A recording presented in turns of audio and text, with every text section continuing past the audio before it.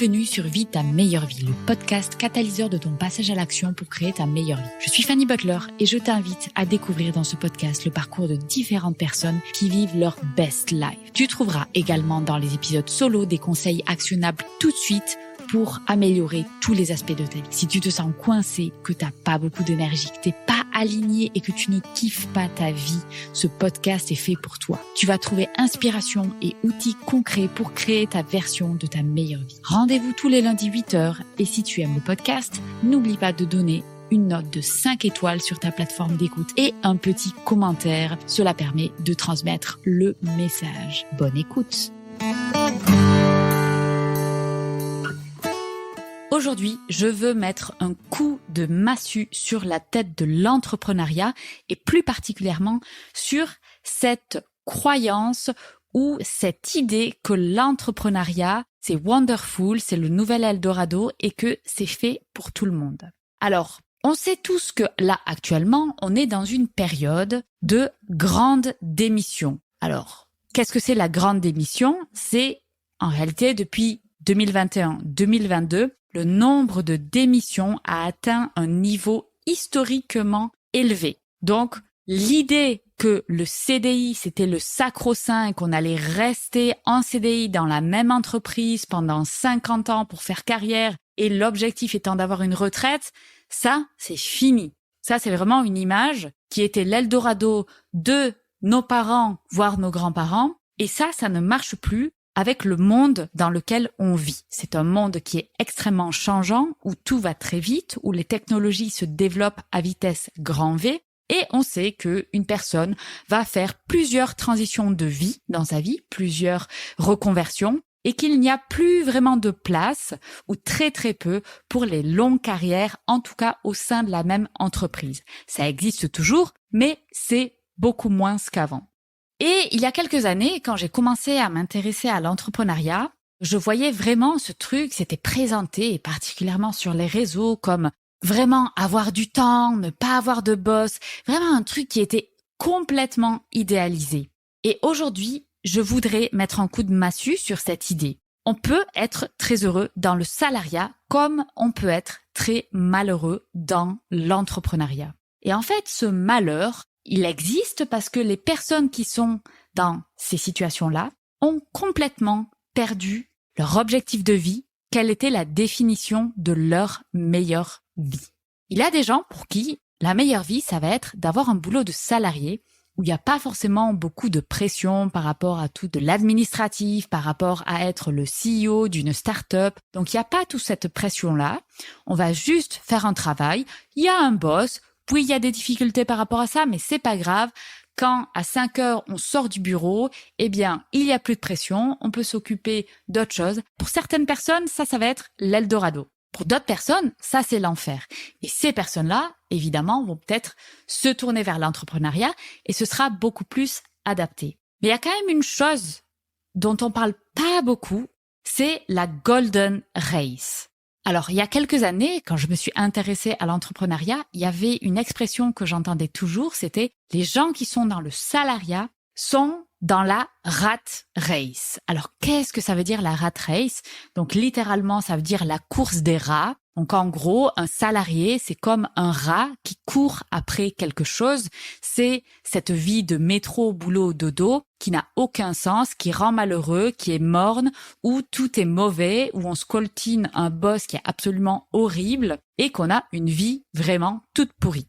Ça, c'est la rat race. Donc, c'est comme ça que le salariat était présenté et l'entrepreneuriat était complètement idéalisé. Mais il y a une chose dont on n'a pas parlé, c'est la Golden Race. La Golden Race, c'est cette course vers le succès de l'entrepreneur. On voit beaucoup de choses sur Internet, des entrepreneurs à succès qui font le million, la première étape. Oh là là, si t'as pas fait le million en CA sur la première année, t'es un loser. Et ça, en fait, c'est la Golden Race. Au lieu d'être un rat qui court dans une vie toute pourrie, on devient autre chose, mais qui court toujours après un objet doré. Donc en fait, ça, c'est exactement le même processus. On a changé les données extérieures, c'est-à-dire qu'on n'est plus dans le salariat, on n'est plus à la coupe d'un patron horrible, on est libre, on est seul, mais on a beaucoup de pression, on n'a pas d'horaire fixe. Ça veut souvent dire qu'on bosse tout le temps, qu'on a beaucoup moins de vacances, qu'on a beaucoup moins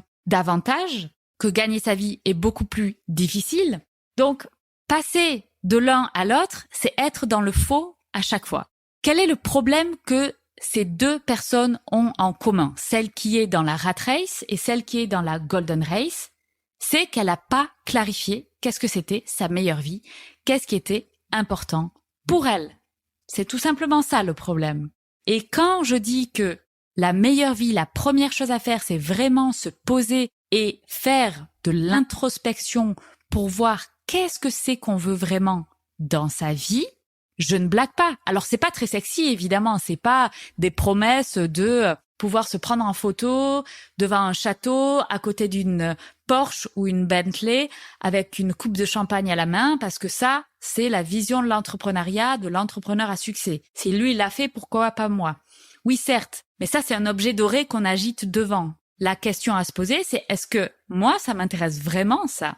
Est-ce que je veux ça? Est-ce que c'est ça pour moi l'image de ma meilleure vie?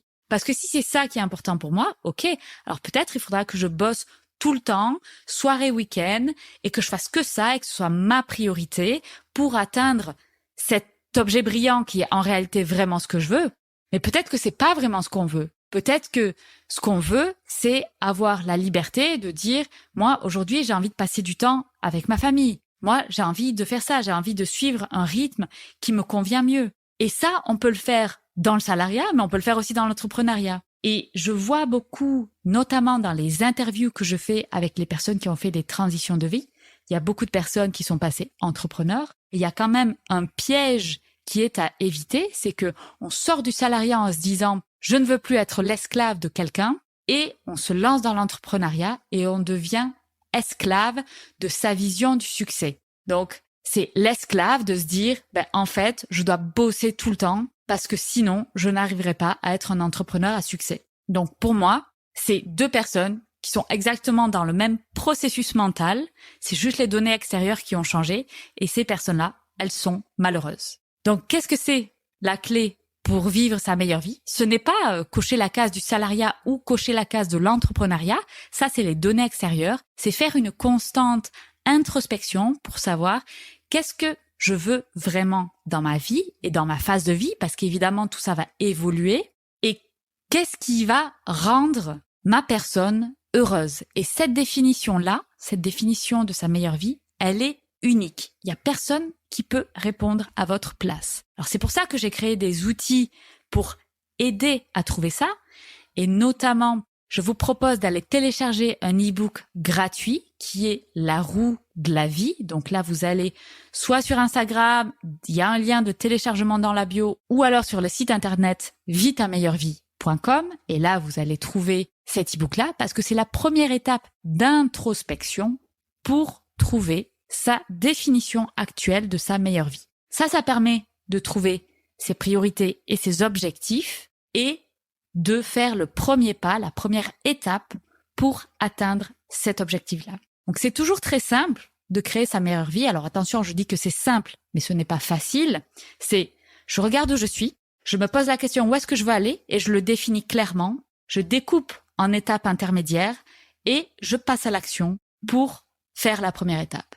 C'est aussi simple que ça. Le processus est simple dans sa conception et évidemment, c'est compliqué parce que ça va remuer plein de choses en termes de mental, émotionnel et physique. Mais ça reste simple. Donc, aujourd'hui, je mets un coup de pied dans la fourmilière et je dis non, l'entrepreneuriat, c'est pas génial. La rat race, c'est horrible, mais la golden race, c'est horrible aussi. La première chose à faire, c'est se demander quelle est, moi, ma définition de ma meilleure vie. Et pour ça, je vous invite à télécharger l'e-book qui permet de découvrir ce que c'est, votre route de votre vie, quelles sont vos priorités, là où ça foire et là où vous voulez aller. Et si vous voulez, vous me contactez ensuite en privé et on peut en discuter. J'espère que le podcast vous a plu. Si c'est le cas, n'hésitez pas à noter 5 étoiles et commenter le podcast sur votre plateforme d'écoute. Si vous souhaitez aller plus loin, je vous propose des formations et du coaching pour vous permettre de créer votre meilleure vie. Contactez-moi pour plus d'informations.